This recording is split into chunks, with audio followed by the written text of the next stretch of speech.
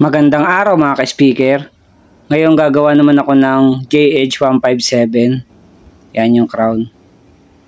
Una kong ginawa, tinanggal ko muna yung voice coil niya. Yan.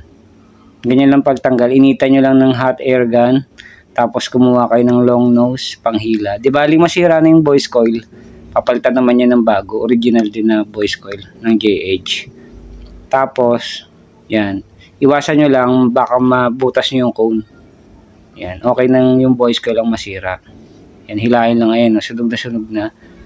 Tapos niyan, tinanggal ko na rin yung cone kasi naghiwalay na siya sa damper o spider. Kaya tinanggal ko na lang para mas madali rin ang pagdikit. Yan.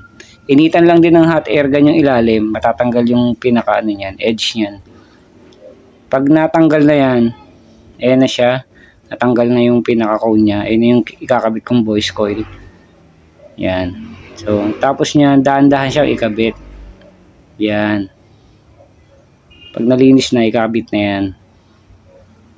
Yun. Pagka okay na siya, lagyan naman siya ng pang-align. Importante kasi talaga yan. Para pagdikit, hindi madisalin yung voice coil. Maayos yung pagka-bounce. Paikutan lang ng pang-align. Ikutan lang yan. So, yung guys, paalala lang po, para lang po ito sa mga baguhan at gusto pang matuto. Abang-abang lang po kayo ng iba ko pang ilalabas na video o i-upload na video. Yan, pag okay na yan, nalagyan na ng pang-align, paikot. Pwede na rin yung lagyan ng pandikit. Yan.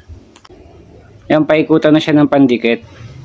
Medyo damihan lang yung paglagay para kapit na kapit. Para pag base siya, hindi basta-basta matanggal. Yan. Mabilis naman niya matuyo.